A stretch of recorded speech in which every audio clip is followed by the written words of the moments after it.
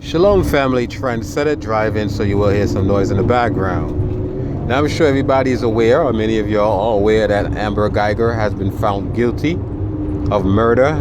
Now they're still waiting for the penalty phase. I'm sure y'all probably get that information later on. But the reason why I'm on here, elaborating on this particular incident that occurred is simply because, I know the other nations of people, and you know who I'm talking about. They pretty much don't like when one of theirs are indicted. You know what I'm saying? If it was one of our people, it would be no problem. But you got to really and truly understand who we're dealing with. And for you Caucasians, all right, Europeans, who have a problem with the verdict that the verdict that came in being she was found guilty. Just think about, let's say, for example, if it was a so-called black officer did this exact same thing to a white Caucasoid, right? How would y'all feel to know that this black individual, this black woman that was having an affair with someone else's husband, decide, you know what, she's going to take her life before she go on her rendezvous, whatever you want to call it. You know what I mean? How would y'all feel if, for example, that individual was found not guilty?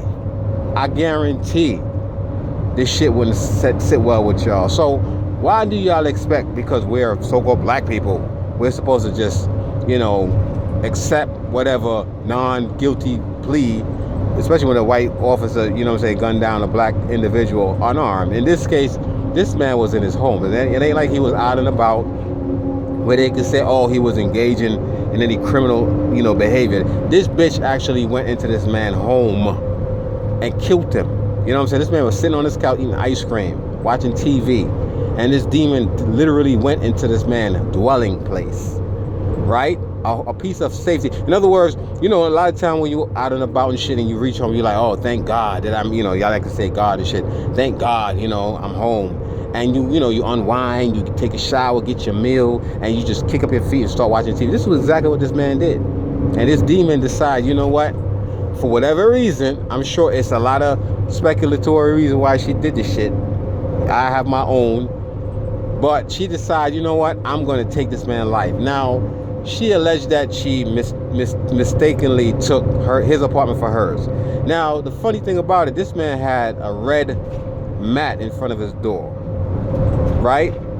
Let's say, for example, okay, she mistook, the floor, the different floor, because it was basically she lived right above him. So common sense would tell you, okay, well, I don't have a red mat where somebody just going to generously give you a red mat and put before your door. Then when the door was open, she could see the layout of his apartment that is nothing like hers. And which fucking criminal do you know is going to break into your house? I mean, there are some dumb ones out there, but I'm just saying in this case, they're going to break into your home, sit down in their boxes and shit, t-shirt, and have ice cream. Does that make any fucking sense? And she's supposed to be a professional, a trained individual. But because they're white and they figure because they have the law enforcement backing them, they could do whatever they want. And that was like a beta test. They wanted to see if she was going to get away with it. I guarantee if she would have got away with this shit, it would have been other people, because there's been several incidents where you have officers went to the wrong apartment, kicked the door down and killed people and shit innocently, and they got off because it was a mistake identity. So I'm just glad that in this case that, these Caucasoid that was on the jury, because I don't give him no credence. I'm not going to give him no kudos because they decided to do the right thing. You're supposed to do the right thing, regardless of your so-called race. But I'm just glad that, they all came to a unanimous decision to find this demon guilty. You know what I'm saying? I hope when she go to jail, they beat that ass or worse. You know what I'm saying? She deserved... Listen, I'm an Old Testament believer. A life for a life. You know what I'm saying? It is what it is. She was found guilty of murder, then her life needs to be taken in motherfucking jail. I'm not telling anybody to advocate to go out there and take her life. I'm just saying, a life for a life. That's just what I do. I believe in that shit. You know what I mean? You fuck with me, I'm gonna fuck with you back. You know what I'm saying? Evenly, too.